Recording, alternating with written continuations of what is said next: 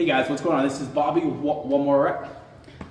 So today is today I'm going to go over basically how to get out of some shoulder and neck pain, and also how to perform better. All right. This is crucial for a couple things.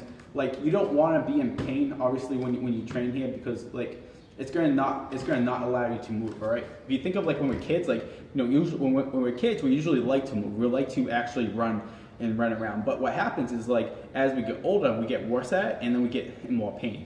If you stop running like you used to run when you were a kid, maybe you have some ankle pain and some knee pain. So getting out of taking care of our muscles and our joints become very important so that we feel better, and then basically we can perform better, because if our muscles are tight, if our joints are achy, there's probably an issue there, and if we can relieve that, improve that a little bit, it's a lot, our performance will go up, and if our performance goes up, our results will go up. All right. So if I can lift more weight because I'm more mobile, because my shoulder's in a better position, I can have a more effective workout, and whatever that means to you. That means you can challenge yourself more, burn more calories if fat loss is your goal, or if it's so you can get stronger because muscle growth and strength and performance is your goal.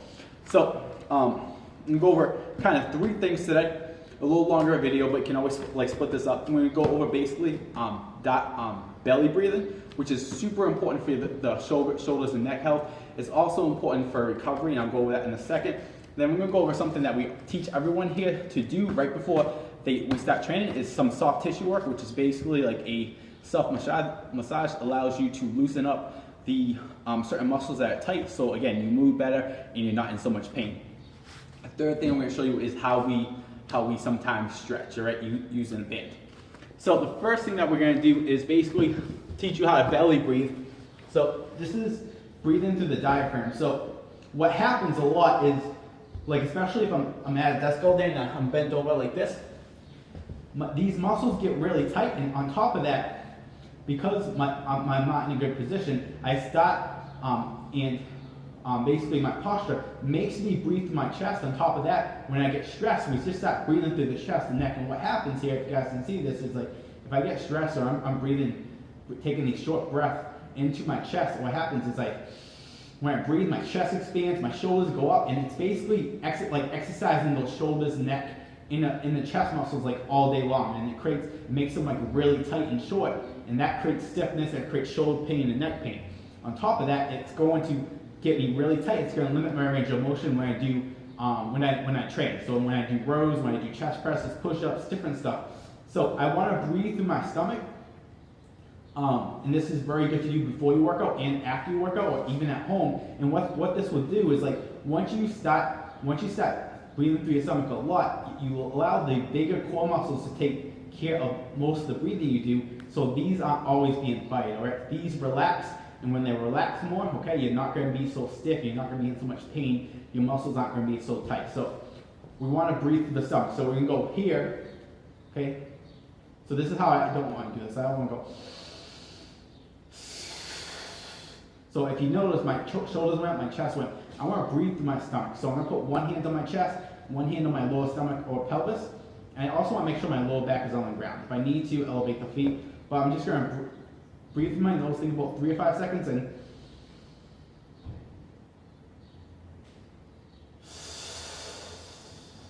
then when I exhale, I want to literally exhale every bit of air I have left. All right, what you feel is like your rib cage will go in. You might feel like your back is closer to the ground, and you're just going to like repeat this process for like 2 to 5 minutes. All right, I would do this before your workout. I would do this after your workout, and the bonus of that is that if you do this after your workout, or even if you're someone who carries a lot of stress around, do this before bed so you get a better night's sleep. And what this does, it triggers your nervous system that allows you to recover faster and relax, which if you're in that state more, you get better results, because you're going to recover faster. And also, when you're constantly stressed, you're constantly releasing cortisol, which is very hard to get results if you're constantly releasing like stress hormones, right? So it's a great kind of recovery method, as well as trying to loosen up those shoulders, those neck, and those inner chest muscles.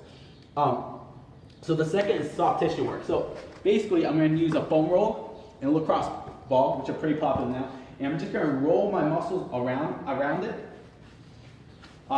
and I'm just searching for areas that are really tight and I want to stay there. Now, if it's before a workout, I might just spend some quick time on it, maybe 30 seconds per side. But after a workout, or maybe later in the day when I have time, I want to spend a lot of time. So if I have a very tight trap, I might spend like 2 minutes on it on each side, okay? That's what you're going to see the most change. It's like if you go in for a massage, they don't rub you for like 30 seconds and say, pay me. What they do, they probably spend a lot of time on certain areas, and that's what makes it work. So make sure that if you do have a trouble spot, you spend some time on it. I'm just going to show you a few drills with these that are effective for me and my clients. So the basic one is trying to loosen up the upper back. So I'm going to put this on the middle of my back here. I want to walk my heels to my butt, keep my butt on the ground. 2 ways I like to do this. Cross your arms over your chest like this. And what you're going to do is kind of crunch up and lean. As I lean, I'm going to exhale. Okay, I'm going to do that for a little bit, and then I'm going to start working up my back until I get to my neck. And what this is going to do, this is going to open up your upper back. And when I do this, I want to keep my lower back flat, but arching my upper back over it. And it's going to realign basically my upper back. And when my upper back is aligned, okay, and not so flexed and bent, my shoulder blades move better. Another way to do this is put your hands here and kind of lean back. This is especially good if you do a lot of like overhead movements, but you're just going to lean back, exhale. Okay, lean back, arch, exhale. Do it for a couple different spots. You can also do this against a barbell, which is a little more effective, or if you have 2 lacrosse balls taped together, this works well. Another one that's effective is you can do this leaning against the wall.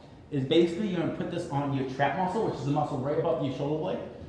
And what you're going to do is kind of lift your hips up a little bit and dig into it, okay? So I'm going to basically drive one arm up, and then drive it, and then just kind of switch here. So I'm digging into it and then kind of relaxing. And I'm just going to find different spots. So if a spot doesn't really hurt, I'm not going to stay there for that long. If it hurts, I want to spend a little more time on it. So I'm going to just do my traps here, okay?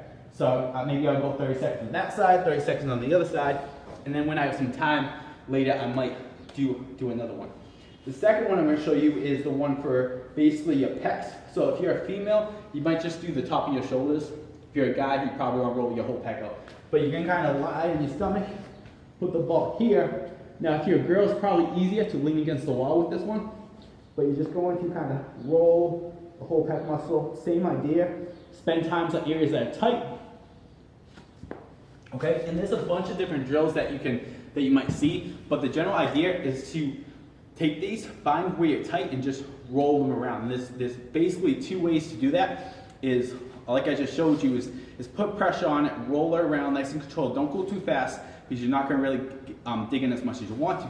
The second way to do it is if you find like a tight spot. So say if I was on the ground and I found a really tight spot on my chest, instead of keep moving around, I might just drive there and then go over my head, move around the joint, okay? It becomes a little more effective that way. And the last thing I'm going to show you is basically distraction drills with like a band. So I'm going to grab the band real quick.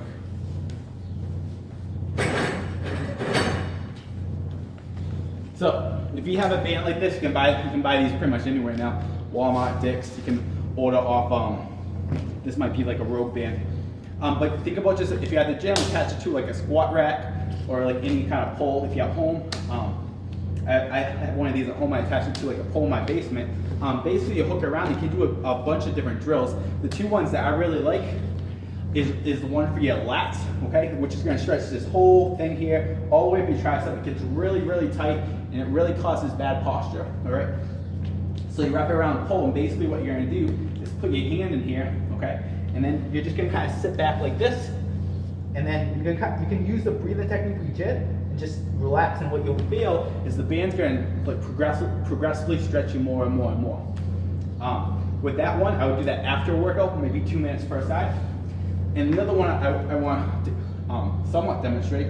This is kind of a crap demonstration, but put against the pole, and then to mobilize more of my front, my shoulders, and my chest, I'll put the band around my hand again, and I'm going to rotate palms up, and I'm going to start turning away, okay? And this is going to stretch all my chest and my back here, okay? Again, I might go 2 minutes per side, right? And those are 3 simple ways to alleviate some shoulder, some neck pain, and also increase increase your performance so you can train better, so you can get better results.